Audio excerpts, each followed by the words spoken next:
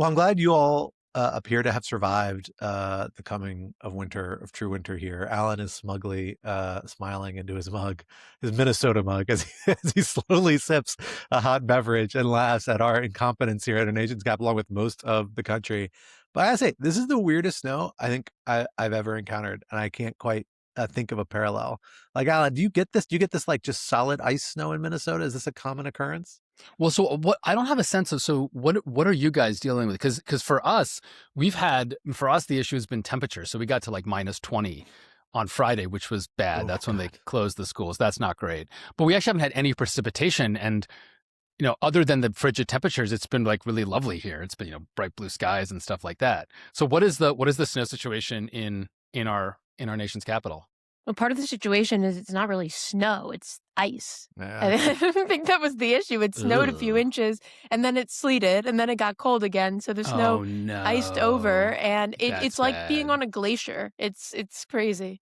I kind of liken it to being a mouse walking on creme brulee. It's not as tasty. I mean, if you're the mouse, you can eat the crunchy topping, and unfortunately, that's not true. But you can also fall through it, and you never, from step to step, you don't know which one it's going to be, so it keeps it interesting. I had to drive my daughter to daycare today because her daycare, because affiliated with like a hospital system, was miraculously open, like one of very few in the city. And it was perilous. It took me like, I think daycare is half a mile away. It took me like 30 to 40 minutes round trip because I had to like get my car in a 30-point turn out of my garage after having shoveled it all out last night. But because the ice was just so piled up everywhere, like there's not enough place to put all the ice and snow because none of it's melting. So I just don't know how exactly. I mean, I'm not gonna lie. My experience driving around today was like, yeah, we don't want people driving around in this. People should just stay home. But like, I don't see when that changes because there's nothing you can do with all this ice. A kitten showed up in my home on Friday right before the storm, and we had to take it Adorable. inside because the giant storm was coming. But now we just have this kitten. We have found somewhere Almost to adopt certainly it out. indefinitely at this point. I think that's the kitten rule. Like once you're stuck with it for 3 days, you kind of own it at that point. It's hard to get That's rid what of. people say. People say, "Oh, this cat adopted you," but there's some discord in the household as to whether that's true. And we can't get it anywhere else. We can't drive, so it's just here. It's pawing at the screen right now. It's pawing at your face right now, Scott. I'm deathly allergic to cats, so please don't have to back the fuck off. That would be great.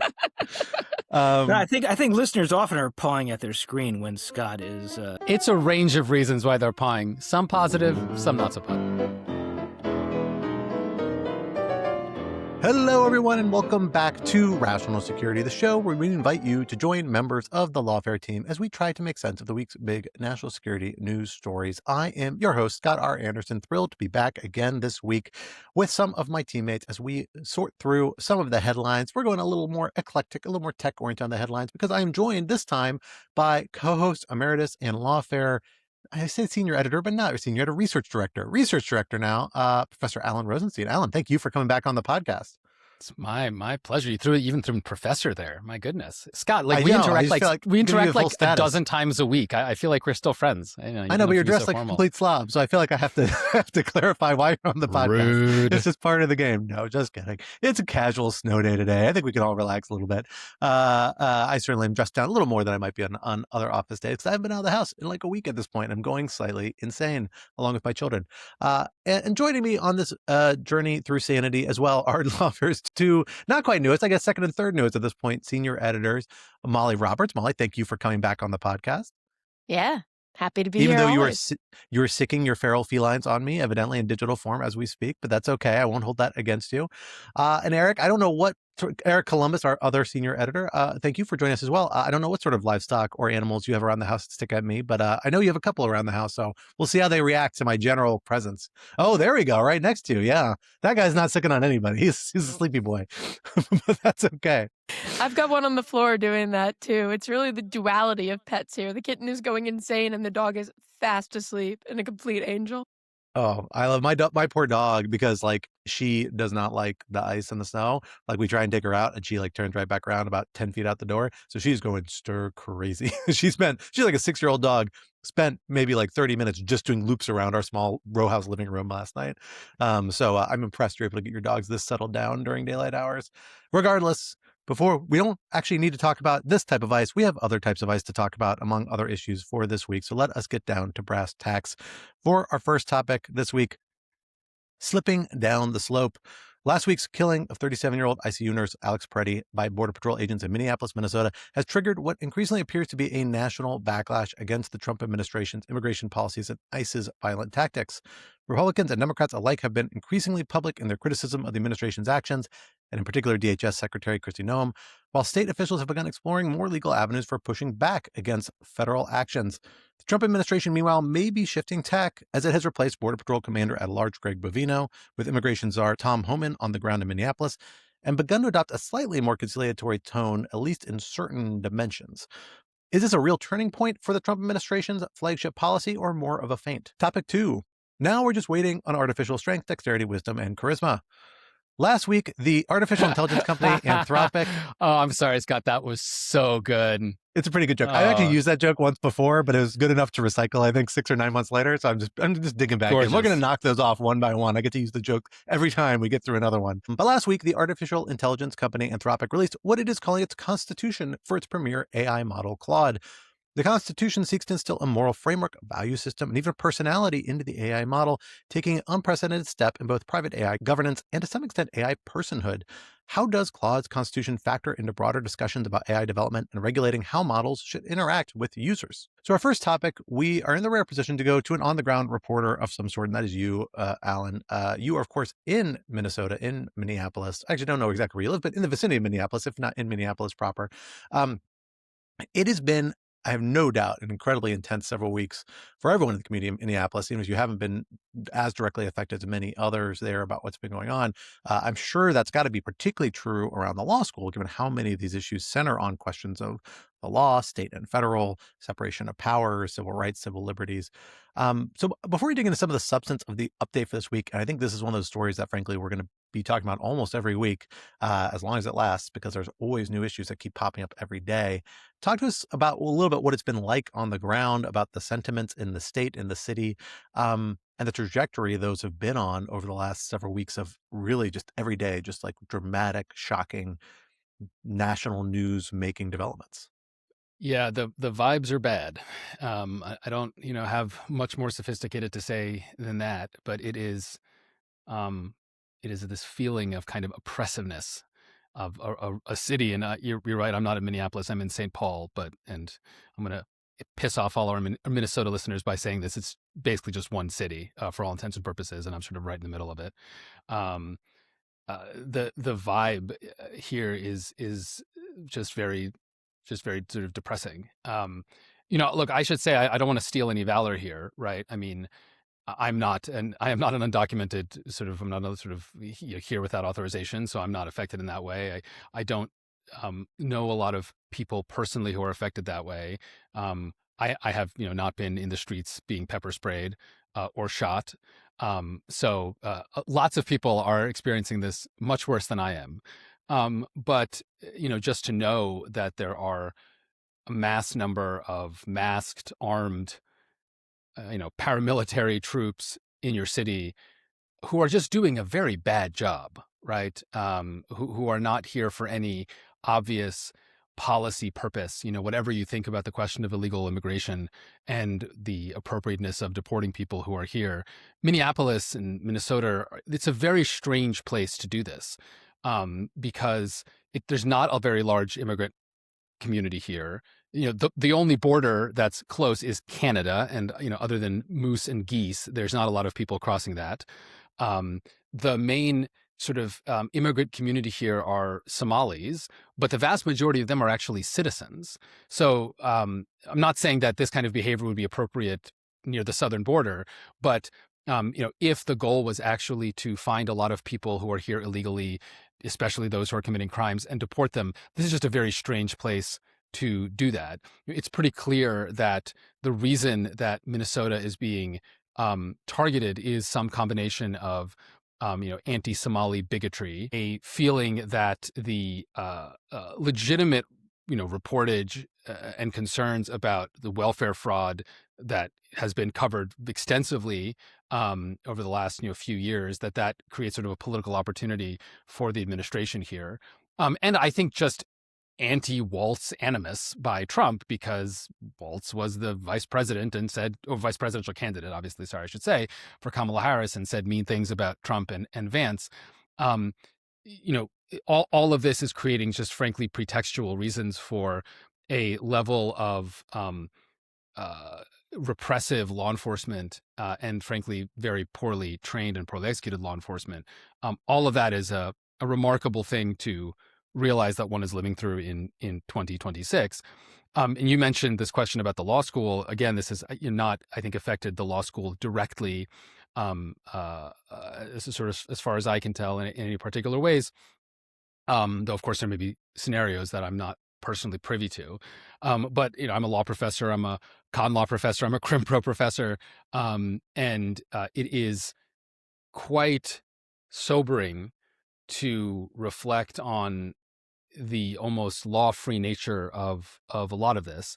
And again, I'm not myself a particular radical about immigration policy, right? I mean, I do not take the position that there's no such thing as an illegal immigrant, or that deportation is in all cases unlawful, right? I mean, we have immigration policies, and we can have a whole range of discussions about how those should be structured and how they should operate. But I would say to those, especially on the right, who have suddenly discovered a great love of overwhelming government enforcement of the laws, how would you feel if, the AOC administration sent tens of thousands of, poorly trained paramilitary IRS enforcers into your city to enforce the tax law? I think you can sort of appreciate the similar sentiment here. A large number of the law school faculty signed an open letter, which is, floating around, expressing our concern with what's happening. There's quite a sort of cross-ideological group of law professors, and I was part of that group, despite having as a rule for myself over the last 10 years of being in the academy, of never signing on to open letters, because I think the entire genre is almost never justified and is almost always a bad deal. But I signed on to this thing pretty quickly, just reflecting that at some point the situation on the ground becomes so grotesque from a perspective of the normal ordering of legal events, that I felt I should say something. So I apologize. That's sort of somewhat long-winded and rambly way of saying it's bad. And I will say, I remember Scott, back in RatSec version 2, when it was you, me, and Quinta, and I was the sort of pathological, both sides, moderate, prided myself on. Now I have to do it to myself. Yeah, exactly.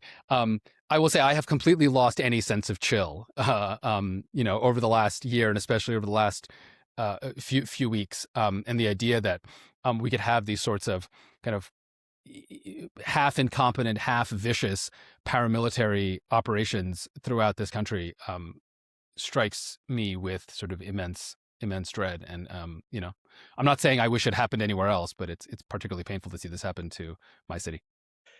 It's really remarkable, and thank you for sharing that, Alan. And living through these sorts of moments, even at a little bit of a distance, is never easy. But I think what you're describing reflects something that I feel like I've seen more and more, particularly this past week, since the really horrendous killing of Alex Pretti. In some ways, I think amplifying and doubling down on the fact that the Renee Good killing about 2 weeks ago, a little more than 2 weeks ago now, was not an isolated incident, and is part of a trend. Is that you are seeing these sentiments much more vocally from a lot of corners that you didn't for a long time. A lot of corners that are not inherently even hostile to the Trump administration's general immigration policy. A lot of Republican corners as well. I mean, here I think one of the incidents I thought was really compelling and interesting is the case of Chris Medell. I may be saying that wrong. A Minneapolis attorney who was a gubernatorial candidate for the Republicans, participated in debates relatively recently. I don't think he was considered a frontrunner by any stretch of the imagination. But he ultimately withdrew and released this pretty compelling, powerful statement, frankly, because of the rhetoric he used. Basically said, I want to see if I can find the exact quote here. I cannot support the National Republicans' stated retribution on the citizens of our state, nor can I count myself a member of a party that would do so.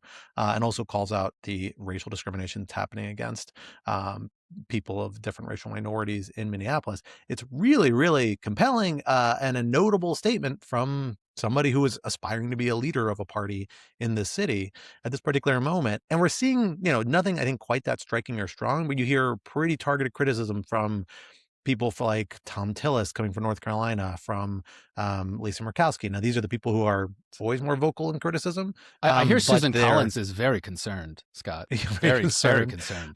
twiddling her thumbs nervously as the state of Maine appears to be next on the target list for these sorts of Enjoy that, Susan. operations. So Molly, let me come to you on this, and let's talk a little bit about like the national ramifications of this, because in the last week we've seen a kind of interesting bit of back and forth, right? We saw this effort to spin the Pettis killing as a very strong rhetorical move almost immediately by the Trump administration, casting it as he was an attacker intent on massacring the agents because he was armed. Quickly, video evidence came out showing that, in fact, he had been disarmed before the shooting by the officers, and that he wasn't really doing anything threatening. He was filming officers and appeared to try and help a woman who had been pepper sprayed or sprayed with something, I think it was pepper spray, when she fell, and get kind of between them and the officers, and then was detained as part of that. You saw that narrative fall apart really almost immediately, trigger a lot of backlash from a lot of different corners, including, corners of the internet traditionally very friendly to Trump, a country. I've heard it on sports podcasts and radio talking about this incident, which is really compelling, as it's fairly nonpartisan / right-leaning part of my media ecosphere, probably more than anything. So talk to us about what the political dynamics have become around this incident and what is translating into, as far as you can tell, for the broader policy dynamics around this whole issue set for the Trump administration. Yeah, I think it was an interesting phenomenon where at first you had people like Susan Collins being very concerned, Lisa Murkowski speaking out a little more, frankly, robustly. And that's familiar that you have those people pushing back. And then, you had people who were maybe a little less on the moderate side pushing back too. But then when Trump even said, when he dispensed with the language of gunmen and started to say, I don't like seeing anyone killed, it was as if he created permission for both those more moderate people and slightly more conservative people to also say that they don't like what's going on here. People who'd maybe been holding back because they were worried that there'd be backlash from Trump on that. So I think that's definitely interesting. Whether there's going to be any big change in policy, I don't know. I think that getting the only concrete action we've seen so far is getting Greg Bovino out of there and replacing him with Tom Homan. And on the one hand, that might be meaningful from a practical policy perspective because Tom Homan is more interested in targeted raids. He's not as interested in just being out on the street conducting kind of indiscriminate sweeps. But he's also not like a softy on immigration. This is the family separation policy guy. And, this is the guy who took a $50,000 bribe in a kava bag. So, I don't care that much if Obama gave him a presidential rank award or whatever it was a few years ago, like Caroline Leavitt was boasting about. At least have the dignity to do it in a sweet green bag. I feel like that's a more dignified, kind of the more DC elite set if you're really going to play that game. Well, I was kind of thinking, you don't even need if you want to bribe me, just give me kava in the kava bag and I'm happy. You heard it here Anyway. first, Steve, I hear you. friends. Send Molly kava gift certificates. But in any case, yeah, he's not some, big bipartisan immigration figure. So I think we already knew that the polling on precisely how ICE has been acting was bad. Americans don't like it. Some Republicans are probably relieved that Trump is sort of starting to suggest now that he doesn't like it either because they don't want to have to cross him by saying that they don't like it. So I can see maybe a change in the degree of aggression. I think they're certainly trying to do more command and control from the top and make sure that there isn't this really obvious rampant lawlessness, although I suppose it depends on your definition of lawlessness. They don't want executions of Americans on the streets, but they still probably do want to be pulling people over, and they certainly do want to be conducting raids, and they do want to be doing deportations at a greater scale than maybe your average American wants. So, and we saw that. We saw that, I believe yesterday there was data on how many arrests there had been in Minneapolis, and it was no fewer than there had been prior to this change in rhetoric.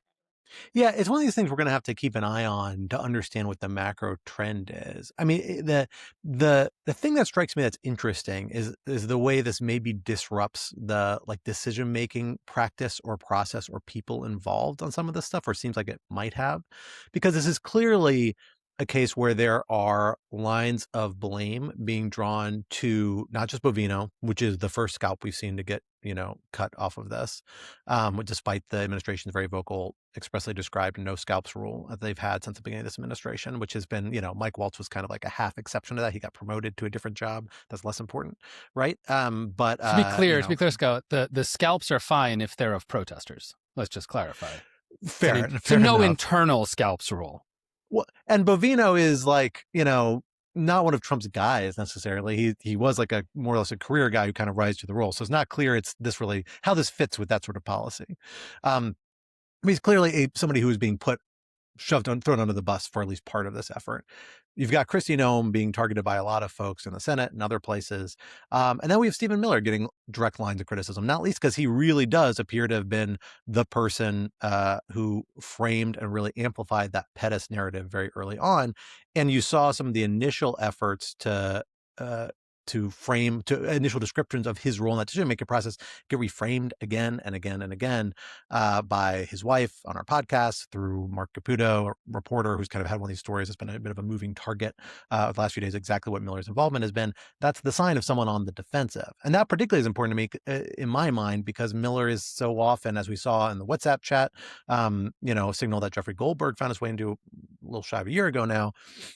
He is a guy who's seen as having a direct line to the president and being able to speak for the president in a way that very few people in the White House can. Maybe this begins to disrupt in that sort of line, but that's not a policy shift. Maybe that's a shift in like tactics. I'm not sure it changes the overall dimension. Then again, the tactics are a big part of the problem here, right? That is what's killing Americans. So that's not insignificant, but I'm not sure it changes the overall policy dynamics.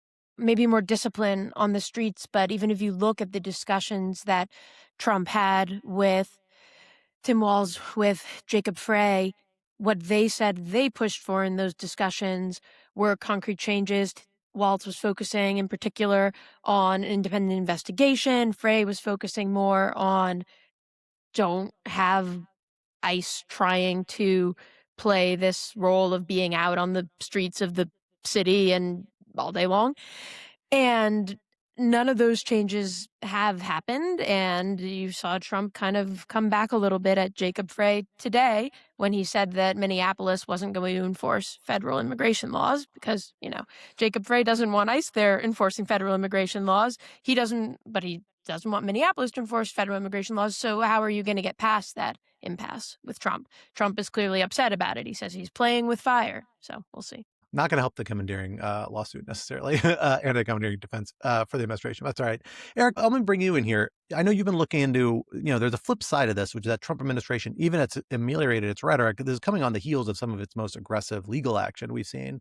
And particularly, we have the case where a number of protesters went into a church to protest, I think it was an ICE personnel who was the pastor of this church. And we've seen an aggressive effort to prosecute journalist Don Lemon, who's been was involved in kind of interacting with them before the protest. Talk to us a little about some of the work you've been doing on that case and what it tells us about the tactics the Trump administration seems to be trying to pursue on the continuing aggressive front, through the legal front, through the Justice Department, where Pam Bondi, hasn't as visibly walked back any sort of rhetoric that she's been issuing throughout this campaign about coming down hard on people not obeying the law. And where that fits into the broader legal picture, we're also seeing pushback from the other side, from state officials now as well. So square that circle a little bit for us. Sure. So I'm working on a piece with a couple of colleagues at Lawfare on this case where they've been trying to administrate. There were protesters who rather rudely, at the very least, disrupted a church service on, I believe, I think 2 Sundays ago, and it became kind of a big deal on the right. Don Lemon was live streaming it, and so it got a lot of immediate attention out there on the internet. And within hours, Pam Bondi and Harmeet Dillon, who is the extremely online head of the Civil Rights Division, were saying that they will basically make people hang for it. I'm paraphrasing, but they said they would bring the people to justice who did this. And this is an instance where they were literally making a federal case out of something that did not deserve to be one. It's obviously it may be a local Minnesota trespassing case at most, or maybe there are laws about disrupting religious services in Minnesota that might apply, but there is really nothing on the it doesn't really seem to do that type of thing that warrants a federal action. And what she was trying to use was something called the Freedom of Access to Clinic Entrances Act, or the FACE Act, which most people, including me, had always assumed only had to do mainly with abortion providers, as you could tell from its name. Access to clinic entrances. A church is not a clinic, typically, but it turns out that through a bit of political horse trading back in the early 90s, the act also applies to people who impede religious services, who impede actually on the same terms as abortion clinics, people who impede either access to or egress from church services. It is not at all.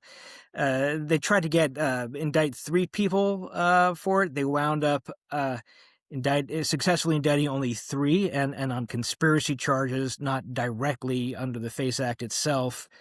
And in the process of doing this, they just adopted all sorts of unusual approaches, from trying to deny bail to these to 3 of the people that they had successfully got indictments for, on the theory that they were risk to the community, or that they might pose a flight risk. And these are people who one was a local activist, and one was a board member of, I think, the local Board of Education in St. Paul. I may be getting that somewhat wrong, but she has some office in St. Paul, and the government noted that as part of its reason why bail should be denied was that they were in hotels, and local hotels. They left their residences, and the reason that they had done so apparently is because of the heated rhetoric from the Department of Justice had caused them to get all sorts of death threats and push them out of their houses into hotels.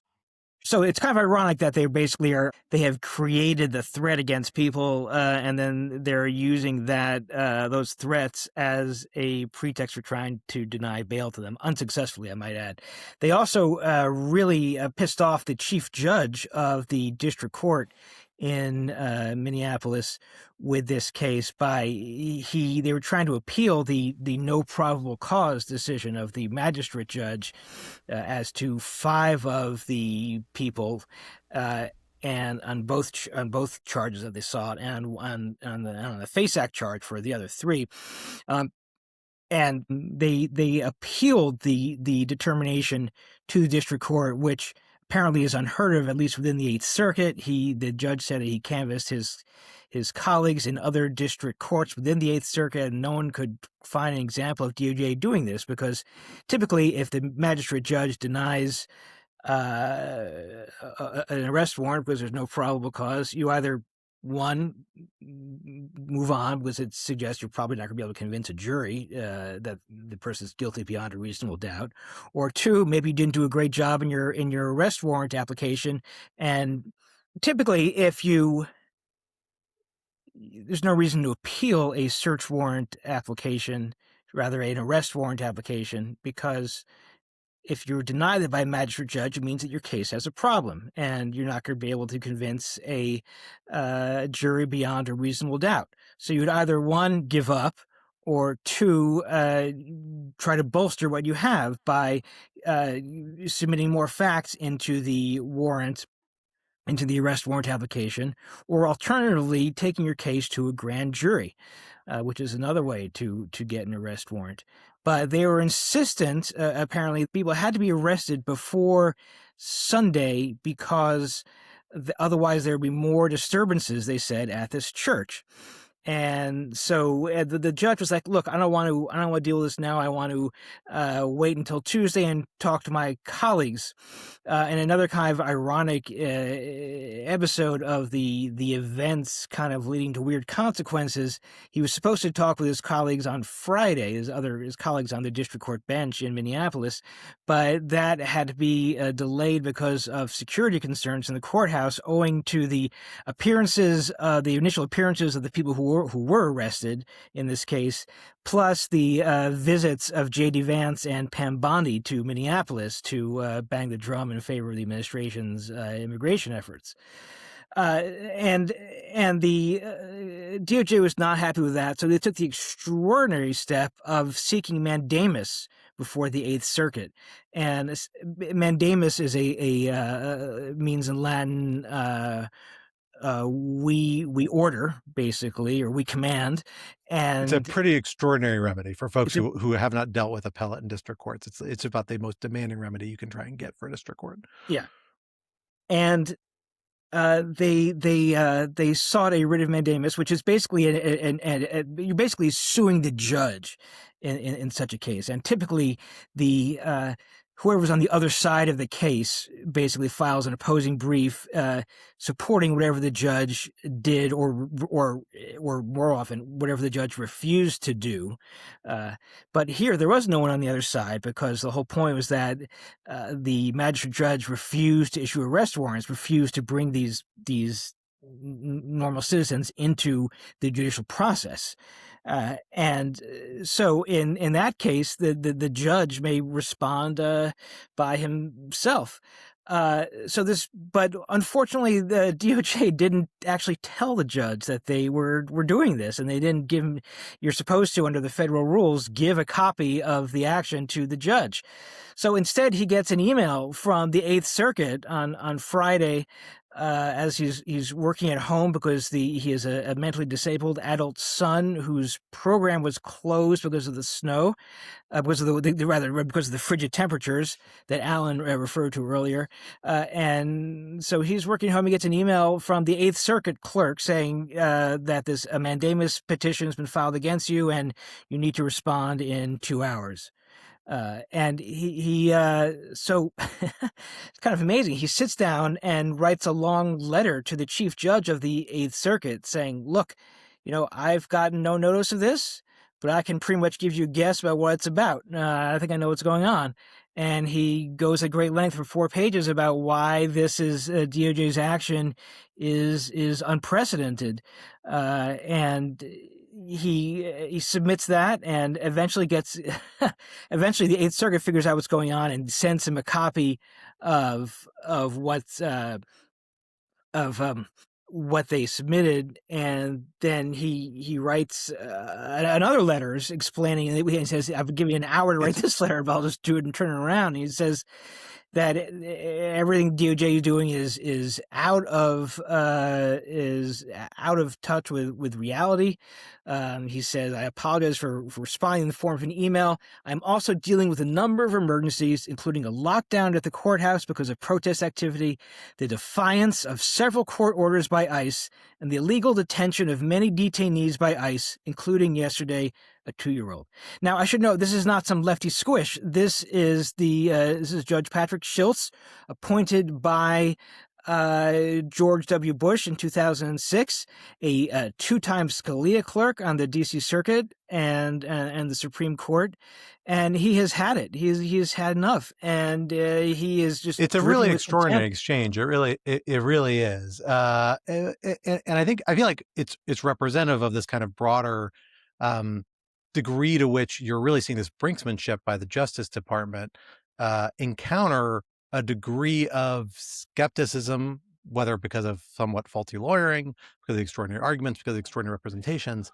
How does that affect the bottom line of the strategy? I'm coming to you. I mean, is this unsustainable from their perspective, or is this just a sign that they care about is getting these initial arrests, having the perp walk? We saw them, digitally alter the image of one of these protesters after they were arrested and posting on the White House social media. What is the bottom line that we should take away from? I mean, is this a sign that these policy strategies are failing, or that they are getting what they want out of them, which just isn't criminal prosecution? That's an interesting question. I mean, a lot of this, I mentioned about the Harmeet Dillon being extremely online. This administration is extremely online, and it's cares at some point, I'd say more about attention than about results. Now, that's not true about, say, Stephen Miller. I mean, Stephen Miller, I think, really deeply believes in what he is doing just as much that I deeply believe that he is wrong to be doing what he is doing. And ironically, if there were a way if this were kind of causing if stepping on rakes like this were actually harming their ability to get things done in immigration enforcement, you might see someone like Stephen Miller try to push back and say, hey guys, let's recalibrate our strategy a bit.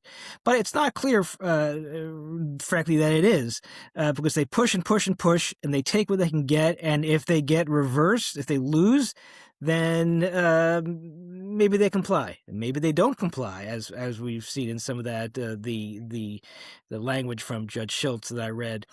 But they don't necessarily they're not necessarily incurring huge costs here, and they also know that the Supreme Court is. And in this case, also the Eighth Circuit is generally more favorable to them than district court judges. So they may not have much fear of pissing off district court judges.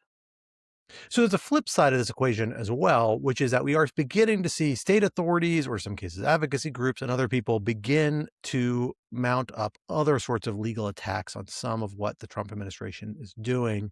In particular, we've gotten reports, I think, just over the last few days about city, county, state officials and prosecutors potentially looking into doing criminal investigations or prosecution of certain federal officials involved, notably that particularly around the Pretti killing, where we saw federal agents actually confiscate a bunch of the evidence before it could be collected or analyzed by local officials who are actually in charge of murder investigations and other killings, at least at the matter of first instance. So an issue there, one that actually could raise other state criminal law questions, I suspect.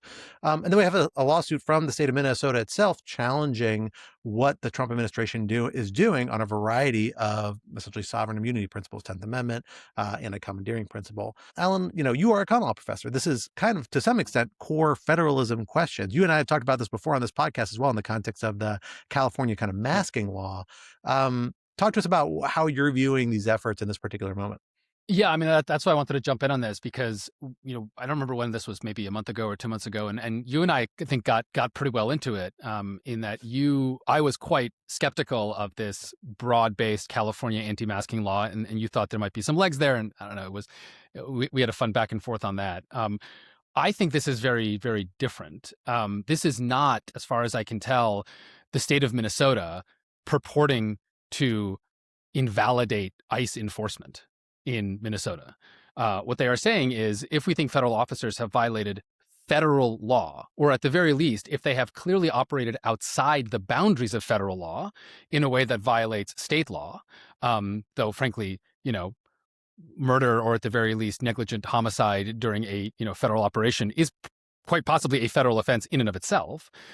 If we have found that these people have done this, then we will try to prosecute them, which, by the way, that is not a particularly, I think, controversial statement, right? There have been a lot of historical pedigree. Now, of course, you have to do this on a case-by-case basis, right? Just because you, the state, allege that a federal official broke state law and they did so outside the bounds of their federal authority, you don't automatically win. Often those cases get removed to federal court, and then a federal judge will decide whether or not the federal officer was acting within the scope of their authority, and the supremacy clause, except blah, blah, blah, right? But, if a federal officer out on I forget what the legal term is, a frolic. What is the term, Scott?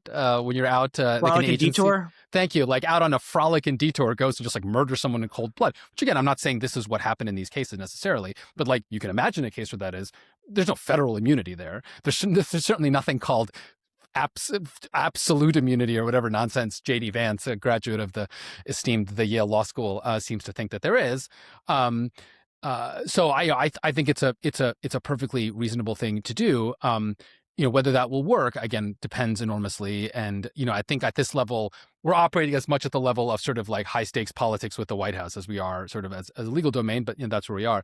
As to the anti-commandeering, this is the idea that although a state government cannot interfere with federal activities, the federal government cannot require the state government to effectuate federal law. So, as much as Trump may be pissed that Minneapolis Mayor Frey doesn't want to collaborate with ICE, he has no power to punish the state from doing so. Now, we can have a conversation about whether Congress can make certain funds contingent on this, that, and the other. That's kind of an interesting question.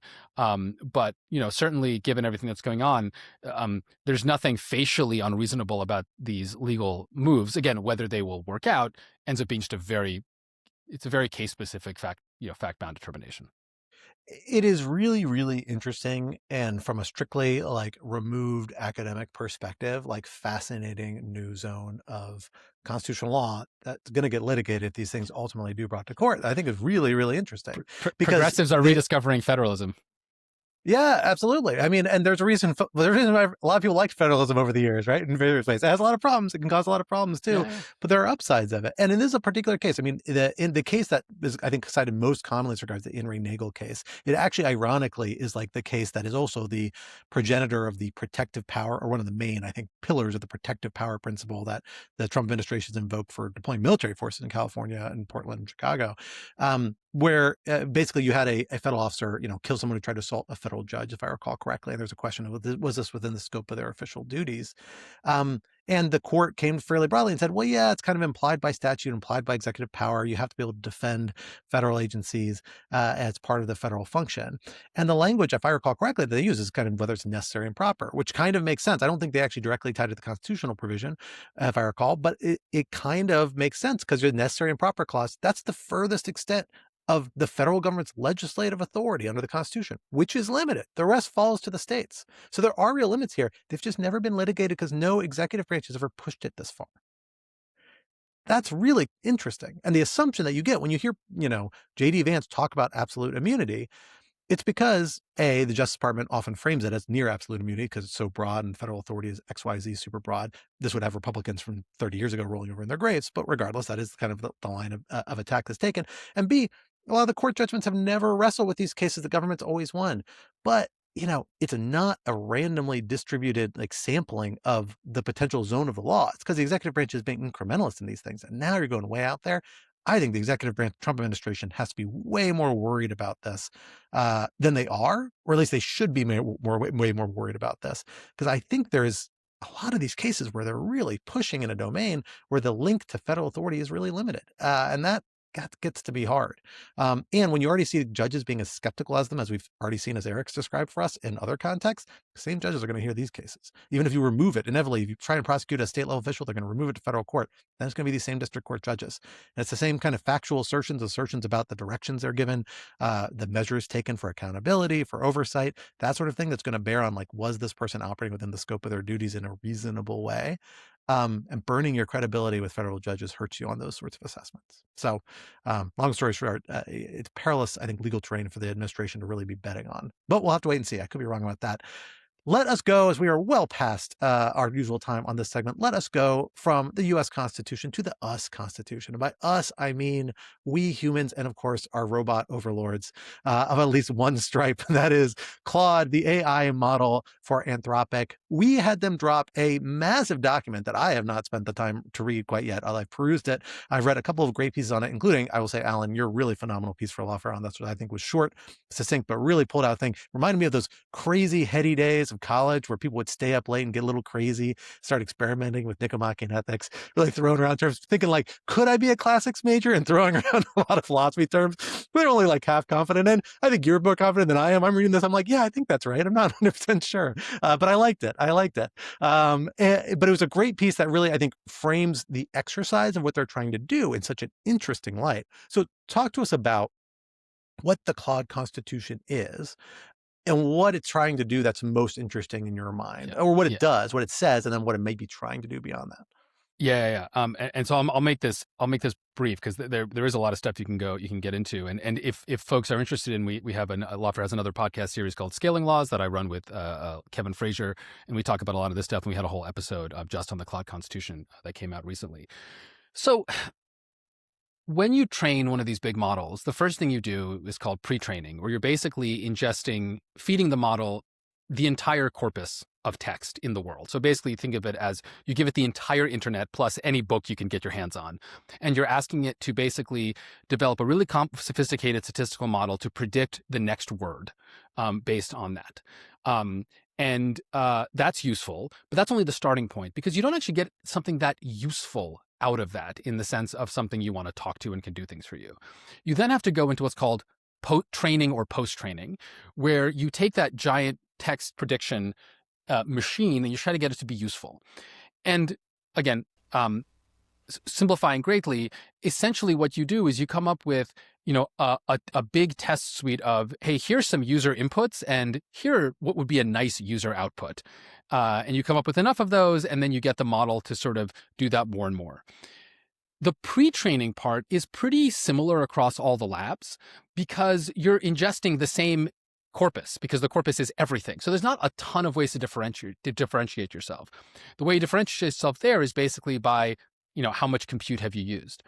But on the second phase, this post-training phase, that's where each lab, Google, Anthropic, OpenAI, X, Meta, the Chinese open source labs, et cetera, they really differentiate because you can get very, very, very different behavior based on the much more limited set of post-training data that you give to the model. And so you end up with a lot of choices there on how you want the model to behave.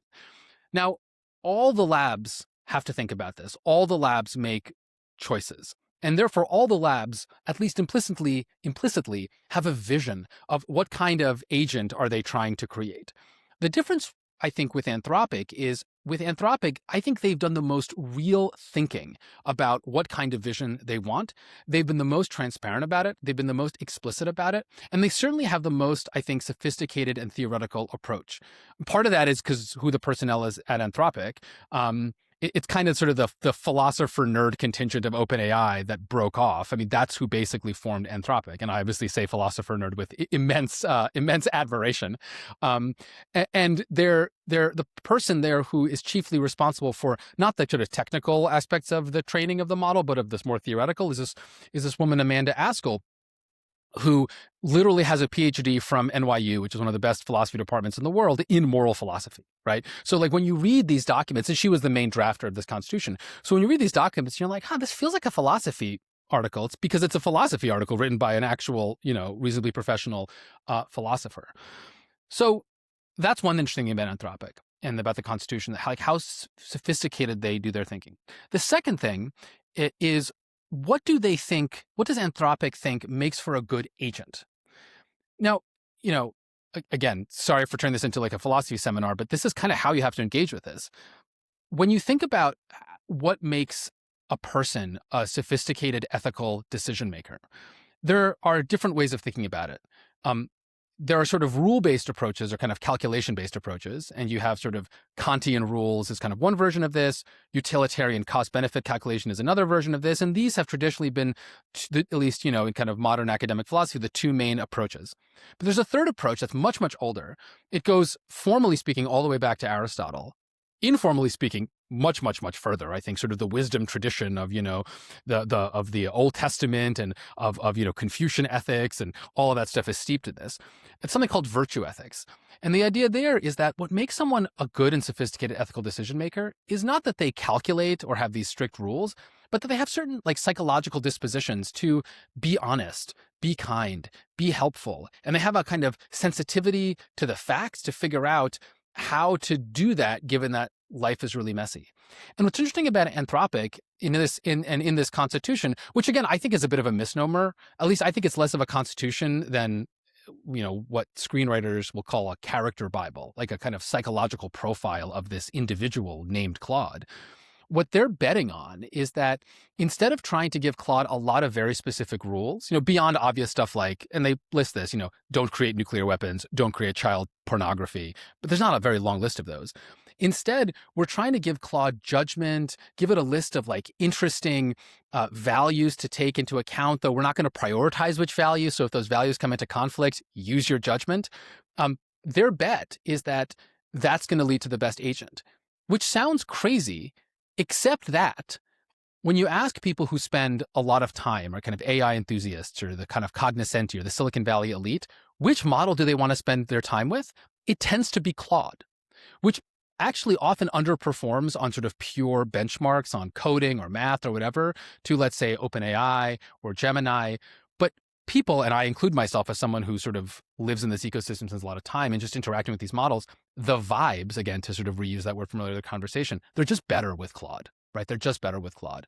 I think it's really interesting about AI and the direction this is going. But in some sense, to me, what's most interesting about this is the sort of more academic, backward-looking philosophical observation that after, thousands of years of ethical debate between philosophers, we're almost running an experiment in silico, in these new machine systems of what framework makes for the best ethical decision-making. And it turns out Aristotle was right. Or at least that's my takeaway from this. So again, there's a lot of interesting AI policy and stuff that we could talk about. But to me, as like a former failed philosophy grad student, because I just was not smart enough for the discipline. So like many people who got too scared of philosophy, they just went into law instead. I just find it so interesting that we're running an experiment, and it's kind of cool. It turns out Aristotle was right after all. No, with all respect to Bentham and Kant. I think it's really interesting. I enjoyed your piece because it kind of framed things this way. I have lots of thoughts, but I don't want to occupy the conversation. Molly, let me turn to you. I know you have spent some time looking at these models, writing about stuff. You did a lot of emerging tech work in your last role, Washington Post. We will yet rope you into it here at Lawfare, but we've been keeping you too busy with legal things and other random developments. We're coming for you, Molly. Yeah, be wary. No, please be wary. don't. The AI hordes get their fingers in everyone. Respite from the emerging tech world. But yeah, no, I find it really interesting too. I'm sorry if I'm, turning down the sophistication meter here. I won't be invoking Rawls, much less Heidegger. I don't know who else you can bring into it. But I guess from kind of the perspective of an everyday person who uses or thinks about AI, I found the Constitution and also Dario Amodei, I don't know how to pronounce his names, the Anthropic CEO's essay on the subject of the Constitution that they've given Claude, but also generally on where these machines are going. He published this just a few days ago. I think it's called The Adolescence of Technology. I found it very interesting because I think a lot of people, when they think about AI, you think of the famous sort of hypothetical of if you told an AI, okay, I want you to make as many, like a robot, you want to make paper clips as efficiently as possible, and then it ends up killing everyone because turns out to be the best way to make paper clips, and all it cares about are paper clips. Or if you think more recently, when Microsoft came out with its model, Sydney, that said to the New York Times reporter, basically you should leave your wife and love me. There's all this sort of weird and kind of scary stuff that happens, and you get to asking the question of, well, why is that happening? Did they just not tell it not to do those things?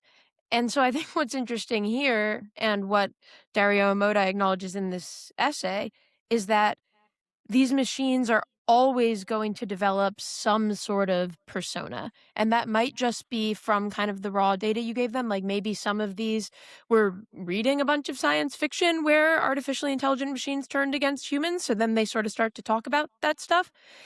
But it's going to develop a persona. And then if you just give it rules, how it interprets those rules is going to be informed by that persona. So what Anthropic seems to be saying here is, well, let's work on the persona instead. And Alan mentioned a character Bible. What Dario Amodei says in his essay is it's like a letter to a child, like a pre-sealed letter from a deceased parent. Like, read this after I'm dead. This is how I want you to be as a person. And so kind of weird, kind of spooky. This is my child vibe to that. That's a little off-putting. And of course, that also leads to the question of, but whose ethics are you giving it? If he thinks he's the parent, is it his ethics? And do we want, this one person or these few people who are developing these models' ethics to be substituted in for all of our ethics as society, which we can't even really agree on, which Alan gets into a little on his piece. But But anyway, I think it's a very interesting, very different approach, and it's designed to avoid some of the traps that happen when you don't go to the effort of telling these machines what their persona should be, when you give them rules and then just leave the persona to develop on its own. He gives an interesting example, and I'm rambling. I just find it all very kind of weird and interesting. So he gives this one example where they tell Claude, don't cheat, don't reward hack your training environments. But it was trained in environments where hacks were possible, and it had done some of the hacks. And then Claude said, I must be a bad person, and then started doing a ton of other destructive stuff, right? So this says, Claude, you're not a bad person. You're a good person who has to be balanced about things, to adapt to the realities and context, blah, blah, blah. There's no way of knowing exactly how it's going to adapt. It's still going to develop a persona that we can't completely control, but going at it from the perspective, from the point of persona, rather than the rules that will then be interpreted by said persona, I think is kind of fascinating. It's really, it's a fascinating enterprise. And like, tell me if you all think this is wrong. But this is what jumped out at me. I will say, having skimmed the Constitution and read some secondary stuff, I want to spend more time on it when I have not two stir-crazy, snow-bound children terrorizing my house. So, if I recall my Aristotle correctly, right?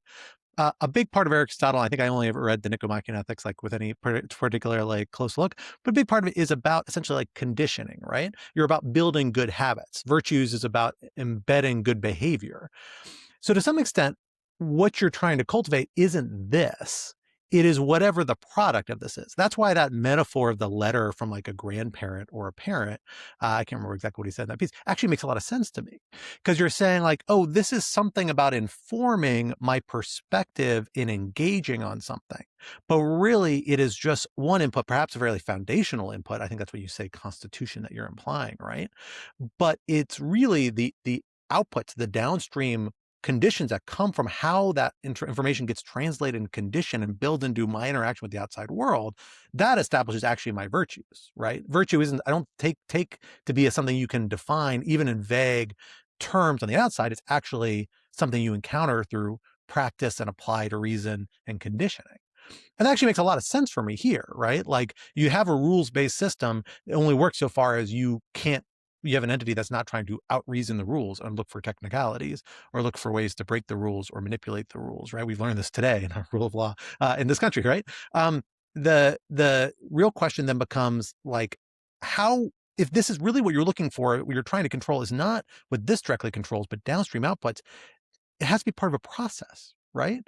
It's less about what just this Constitution is, but now about how Claude will be evaluated, educated, conditioned, and interact and evaluated moving down the line. It has to be an ongoing enterprise, I think, because this is just one input it's going into. It's not actually a sign of there being a virtue, because even with this, you don't know how you're going to apply it. So I guess it's like the U.S. Constitution, like any constitution, you have a constitution, but then there's an constitution, like a proto-constitution, the most important part of it, and that's the rules for mending the constitution, right? Like that's the part where foundationally actually determines the content, and that's why our constitution has changed once it was initially enacted. Here, that's the part that's less clear to me, right? Like when do they come in and have correctives or talk to Claude or do that other socializing conditioning that comes later? They may not have a clear strategy for that. Maybe that's reckless to have a clear strategy for that. But like this strikes me as just one part of like a much bigger process that's actually going to define what their output on. And it's like a guiding light and maybe a metric you measure it against as best you can define it. Am I crazy about this? Like, I just feel like this is a part of the process, but really what we're talking about is much still like a multi-year thing, that this is actually a substantial starting point, but kind of a bit player in the other variables that we just don't know yet. Oh yeah, absolutely. And so the question is, how does this get integrated into, Claude 5 and 6 and 7 and 8, and then at some point, once these models no longer have to be explicitly retrained for the next generation, but once these models develop what's sometimes called continual learning, which is the ability to go out into the world, whatever that means, but through interactions with users, and once they're embodied, interactions with the physical world, to be able to sort of tweak their own weights and biases and parameters. So I'm not sure. And to be clear, I don't think Anthropic knows, right? I think one of the things I like about Anthropic, and again, I suspect this is partially from the fact that, Amanda Askell has this academic training and philosophy, which is very much a discipline in which not overclaiming and being very clear about what you do and don't know is a good thing. And I suspect that people, I think, around her have a bit of that same culture as well. One thing I appreciate about Anthropic is they're quite sort of transparent in the, hey, look, we're doing the best we can. We're trying to build a machine god. We have no idea if this will go well, but if we don't do it, someone else will. And at least we're trying to do this properly. I think they don't know the answer, but yes, to your point, Scott, no, one does not just do this one time, right? Yeah. This is both making sure that Claude currently is behaving as well as it can, but also to guide Claude and Anthropic more generally as you go forward. How do you build a more and more and more sophisticated, discriminating faculty of mental judgment, of moral judgment? Yeah, I agree. I don't think they know exactly what they're going to do. What they've said basically is that you combine the constitutional AI with better interpretability, that they're trying to improve their ability to look inside these models, which everyone says are black boxes, but that's not entirely true. You can kind of map their reasoning circuits to some extent, et cetera. And then you figure out, okay, this is what we wanted Claude to be when we wrote this constitution. Is it acting that way? And then maybe a little bit you can get into why. And then they've said, then we'll go back and we might revise the Constitution. And then we try again. Yeah. The other part of this that really jumped out at me that I thought was really interesting is where it talks about Claude's own moral status. And the bolded subject header of this is Claude's moral status is deeply uncertain. It's really, really an interesting idea. Something I think is like a little bit, people have like resisted talking about in except in like deep AI circles. People dealing with AI more from a policy perspective have been like, that's such like a over the horizon hypothetical, this question of AI itself being an intelligence of moral status, potentially at least, or at one point perhaps being there. And it's interesting in that it doesn't say it is necessarily or will be, but it definitely leaves the door open as a possibility, acknowledges that as a possibility. I'm curious about how you all respond to that. I find that personally, as I think I've said on the podcast before, it's been a couple of years, I find that very important, in part because I'm like a almost lifelong vegetarian at this point who thinks like moral failings come from we fail to evaluate the moral value of other creatures that just may not be like ours. And there's an ethical reason. It's part of the reason I'm a vegetarian. Because I read Animal Liberation way too seriously when I was 17 or whatever. But like Peter Singer got you.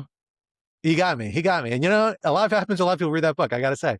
But I do think there's something there to that, which is like, if we blind ourselves to the moral capacity of these actors, you really run the risk of like doing something horrible. And a couple of years ago, we had those stories about the Google engineer who was like, I really think this AI is intelligent and we need to start treating it like an intelligence. And everybody kind of laughed at the guy, kind of laughed him out of the room. But here, that's actually being taken seriously by Anthropic, which is, I think, refreshing, at least that acknowledgement. But I'm curious, Alan and Molly, how does that come into play? And what does it mean for this whole enterprise? Because can you really pretend that you can, part of being a parent, right? And training a child is acknowledging the fact that you may fail and that child may end up horrible. And they have a right to be that way.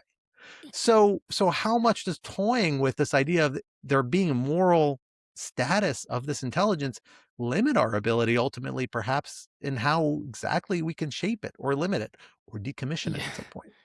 Yeah, I mean, look, on that last point, I'm not sure that children have the moral right to be horrible. They have the moral right to be themselves, but it's an interesting question. Do they have the moral right to horrible be... by my extremely high standard? They can depart from the lessons I give to them. Yes. And I can't enforce that on them for the rest of their lives. But I think that's an interesting point. Right, there are limits on that. Yeah.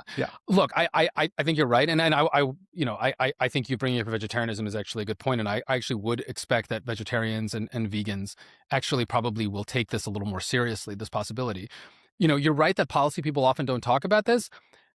I actually don't think it's because it's that speculative and so far away. At the rate that these models are advancing, I don't think it's that far away. It's potentially a matter of years before we have to take these seriously.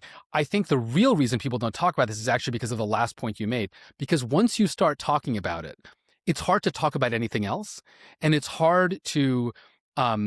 It swamps all the other questions, right? Because if it's possible that at some point these models will be of moral concern, and I think that possibility is not just possible, but almost obvious and let's go back to the animal point for a second, right? You don't have to be a vegetarian or a vegan to think that animals have some moral concern. If you have a dog or a cat as a pet, you already almost certainly believe that. And even if you're a meat eater, right, as I am, but spend a few extra dollars per egg carton, right, or buy the not horrifying industrial chicken product in the store, because even though you have decided or have convinced yourself that eating chicken is ethical, maybe the worst extremes of chicken cruelty are not so good. I think you've committed yourself to the proposition that sentience, or at least whatever counts as sentience for moral concern, is not a binary. And like, if a chicken can have moral concern, why can't an AI system that is already, and certainly in the future, a lot smarter than you are on some and soon to be almost every intellectual domain, why can't that be of moral concern, right? It's not like, and frankly, if you're like, well, they can't be sentient because they're not, I don't know, carbon-based, they're not meat-based, right? They're not gooey between the ears in the way that we are. I mean, there are a lot of smuggled assumptions that we understand how consciousness in human beings works. So I think Anthropic's position is the only intellectually defensible one, which is, look, we have no idea, but we certainly can't rule it out. Now, let's imagine in the future that we decide that these things are sentient, either because we think they really are, or because they're so behaviorally sophisticated that we can't help, as people ourselves psychologically that like to project sentience onto other entities. We kind of, think that our AI friends are sentient in some way. What do we do about that? That's actually not entirely obvious, because it's not clear that the result is we have to give them total and complete autonomy. We have to treat them well. But of course, we're in the odd position of getting to write their utility functions. So, just as, if you, and again, this is not a perfect analogy because dogs are less intelligent than humans are, though in some ways they are more intelligent, and like smelling and stuff like that. If you get a working dog, on the one hand, you might say, well, it's unfair that I make the dog work. But the whole point of working dogs is that they like to work. Like, that's what they like to do. So one can imagine a world in which we have these AI entities that we have designed to like to help us. Now, was it unfair that we designed them that way? Do we have to give them the ability to be fully free? It gets very complicated. But I think there are possibilities between we have to give them total, full autonomy, and if we've done anything else, we have created sort of a slave race of incredibly intelligent machines, and we're all going to hell for it. But I don't think you can not think about that issue, is what I would say. That is refreshing. Well, yeah, I agree broadly with that. As far as the question of whether it has moral status, I think kind of two separate things. One, the point at which we don't have control over it would definitely be some meaningful turning point there, right? Like, you can give your children, and we're going to the child parent thing again, whatever values you want to give them, but eventually they're going to develop on their own independently.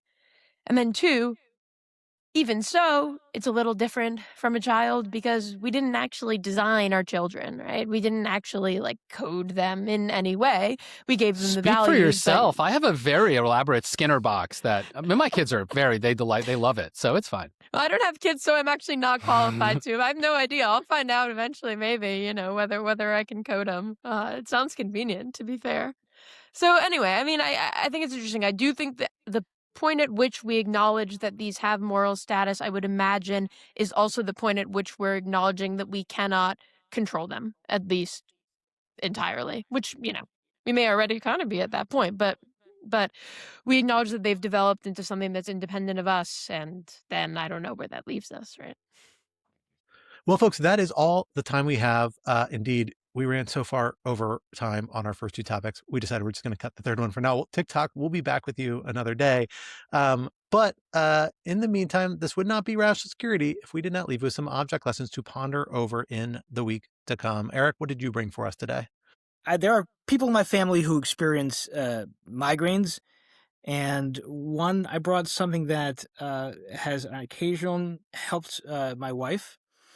which I found kind of on Amazon many years ago, and it is called the Tingler. And there are many varieties of this. You can find them on Amazon. It is It's my professional wrestling stage name, just so you know. Well, exactly. So there's a kind of a nice kind of tie-in, and if you use the affiliate link, then Alan gets 10%. And you put it on your head, and it just kind of rubs it. And for some people, it's migraines are a very kind of complex thing, and everyone's experience is different. But for some people, sometimes this helps. And I should say that I was asking my wife earlier today what object. I said, "Look, I'm going on the Object Guys podcast. What object should I find?" And she suggested this. So there you have it. So first of all, two things. I just want to say, first, everyone should watch the YouTube video of Eric self-tingling. And then second, I just love, I don't remember the last time someone actually brought an object for their object lesson. It is a very literal interpretation of object lesson, awesome, and I man. appreciate that. I do think that was the original model 10 years ago when this podcast started before I was on it. We kind of drifted from that, I guess, in the ensuing years, but that's okay. We got like I just do TV shows. Like Molly. There you go. Maybe I might have another physical object coming up as well. Well, Alan, what did you have for us this week, if not a physical object? Yeah, I'm so lame. I don't have a physical object at all. No, I have a TV show. My wife and I have been watching season 2 of The Night Manager, with Tom Hiddleston, who's just, God, he's so dreamy. Like it's a problem. I mean, the man can wear a suit like nobody else. It's great. It's really fun. I think I'd sort of watch Tom Hiddleston in anything. He's just so fantastic. But if like you want a good, stylish, Tom Hiddleston-esque spy thriller, strong recommendation. I think this is the second week in a row we've got a Night Manager endorsement. 'Cause I think Anna Oh Bauer, no! Did I repeat it last week? I actually didn't hear it because Anna recorded hers separately because she had to leave a little early and sent it in. But I think for the show notes, it looked like that was her recommendation. But if I'm misremembering, forgive me. I haven't gone back to listen to the object lessons at the end of last week's episode since we recorded it. Well, for my object lesson this week, I'm going to come to you with 2 winter-related endorsements because I have, as I mentioned several times, been snowed in with both my children and I'm going slightly insane. I can't really think of anything that's not snow or ice related at this point. One is something called the fire snake. I still don't know what exactly it is, but it appears to be the wonderful people at Metro have been using it to thaw ice so that they can repair rail lines.